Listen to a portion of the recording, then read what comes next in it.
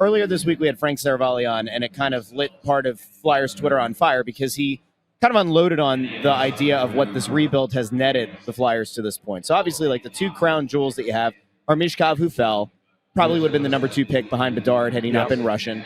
And then Martone, who definitely fell to them. They probably didn't expect. And he does look like a stud at Michigan State from what I've seen so far. But you don't have a number 1 center in the pipeline. You don't have a number 1 defenseman in the pipeline. You maybe have a goalie if you believe in Zavragan or Bjarnason or your boy Kolosov or somebody to step up and take the mantle. But, like, where are you at, I guess, holistically on the rebuild? And do you think that they've done it the right way so far? So there was always going to be – listen, where this rebuild goes, I don't know yet. Like, I don't know. Like, so much can happen, right? But you knew that as soon as the team wanted to take a step forward, there was going to be all this blowback about how they went about this the wrong way. They're stuck in the middle. Again, like, let's let this play out a little bit. They did it differently. The pressure is on Briere and Keith Jones and everybody else now to find those pieces. And it's not easy. And it's the position that they put themselves in. But they also said that this is how it was going to be the whole time. And the quote that I go back to most often is from the summer when I asked Briere about they had all those draft picks going. They have 4 second-round draft picks going in the draft or whatever it was, 2 first-rounders. And he said, what he's learned is that there's more value attached to names than there are numbers, right? So that means, it's important for the player development staff to take all these picks they have and turn them into players that either become effective NHL players or become legitimate prospects that you can trade for talent that will help you right now. So, it's almost certainly going to have to be a big trade or two for them to get those pieces that you talk about. And again, it's not going to be easy, but we're 20 games into the season here. Let's I'm not going to bury the rebuild right now just because it's not yet the time for that. Well, this is an important year. You've got to make progress. You've got to do something this year, but it's early in the year, so I don't think it's the time to hammer them over the direction of the rebuild. I think the frustration maybe, or at least part of it, is like over the last 18 months, they've talked a lot about how a lot of money's coming off the books summer of 2026. The implication very clearly, wink, wink, nudge, nudge, was they wanted to get a meeting with Connor McDavid. Sure. They probably wanted to get a meeting at least with Kaprizov and a few of these other guys, maybe an Eichel. Yep. They're all gone. Like the entire free agent class is dried up like a lake in the middle of the desert or something, right? Like it's horrific at this point. Do you think that they maybe were banking a little bit too much on that idea of the money coming off the books and hoping that, the Flyers, I don't know, like the glow of what it is to play in Philadelphia maybe was overvalued in their own minds? Well, potentially, but there's also the players that you also want to make yourself an attractive destination for players that have no trade clauses that might want to get moved, right? That's a good point. And so, that's a process. We're still just in year 3 of that process. And if Vancouver falls out of the race and these rumors that they might move Quinn Hughes in January, I mean, that's when as a Flyers you want to be all over that sort of thing, right? Or a Brady Tkachuk or something, and I'm just throwing names out there, right? Nothing, but the Quinn Hughes one is actually So that to me is actually the most interesting. So play a game with totally me. Agree. Play a game with me with Quinn Hughes. Ooh, play a game. All right. We need a song. Let's say, and I'm just spitballing here. This is not informed information. This is just me piecing this together, right? Let's say Quinn Hughes is available, right? Would you trade Cam York, Bobby Brink, one of your top prospects who are not here yet, not Martone, but another guy, and that Toronto first-round pick for Quinn Hughes? Yeah, I would. That solves one of the 2 biggest things, right? The number 1 defenseman.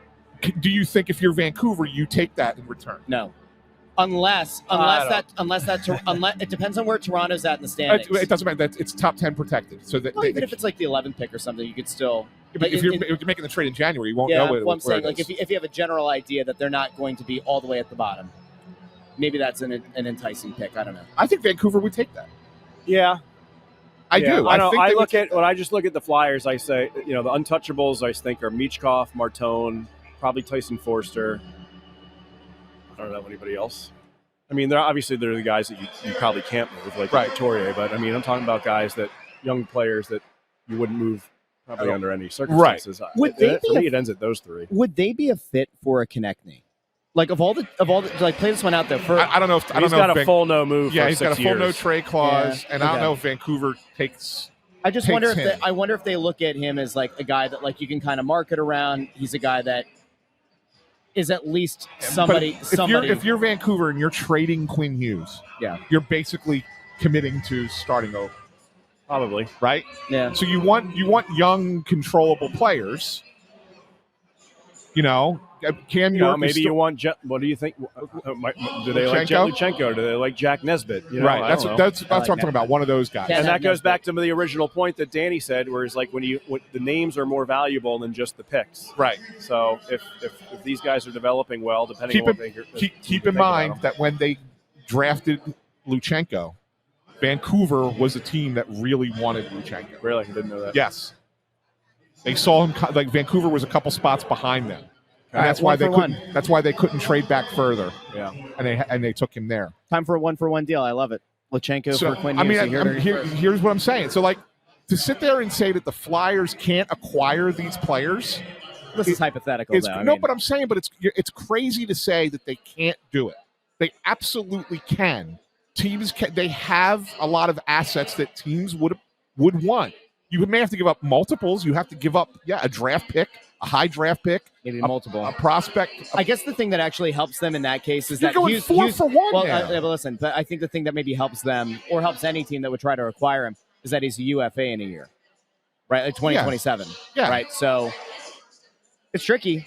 I mean, I guess, but again, that's really where you rely on. You know, you talk so much about culture. Yeah, Tockett's supposedly a player, a coach players love to play for. You rely on culture. You know, Trevor Zegras is one of his bbest friends, right? And you bring him into a room where with Jamie Drysdale and Cam York, and everybody loves those guys. Like, you're part of what they're trying to do is make this a place that players want to play. So when you're an hour drive from your brother.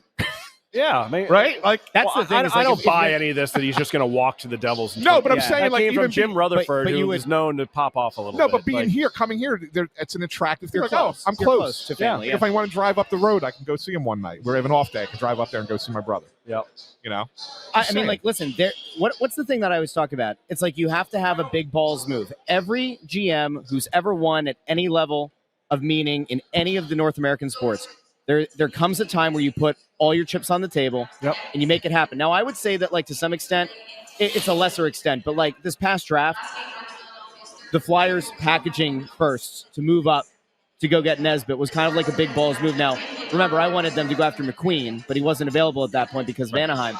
But it was that idea of, like, put the chips on the table, go up and move up in the first round when you have the ability to, and see if you can get another center that, maybe I actually like Nesbitt's game. I think that there's a chance he turns out to be something of value, but that is the kind of move. Like if Hughes actually is available, to me, there are very few untouchables. Martone's an untouchable. Mishkov is an untouchable. Pretty much anybody else, like have at it. Figure it out. It's just a little too early to start overly criticizing the rebuild when we're in year 3, when we know how long these things take. Yes. Now, if this team sinks to the bottom of the standings and they finish, in a year where they're supposed to make improvement, then there's time to be critical. But they're 10-6-3 right now. It's better than where I thought they'd be. I guess the thing is, I expected the goalies to be flipped, right? Like, I thought Ersson would play okay enough for them to sort of tread water and maybe be somewhere around hockey 500 maybe. Vladar's been exceptional. Yeah. And he's like top 10 in goals against, top 10 in save percentage. And I want to believe that it's real. Top 5 in save percentage. And based on his age, I want to say, like, all right, maybe he was just a late bloomer and, like, he got the really good experience at the end of last year with Calgary getting leaned on in those big games. Yeah. And I want to believe that it's real.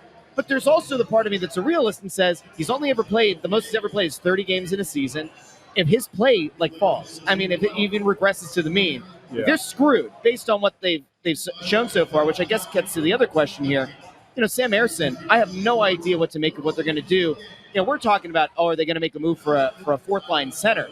At what point do you think they realistically look at it and say, this backup goalie situation is bad? Like, if Ersson goes out over they have a condensed schedule now, beginning of December, it's really condensed. He's going to have to get some starts. He's probably going to start 2 games next week, I would like, think, right? Do you look at it and say that, like, mid-December, if he's getting shelled, that they kind of look and say, yeah, this ain't working? I'm going to give him another 2 or 3 starts before we go there. It's nothing imminent. They still believe in him.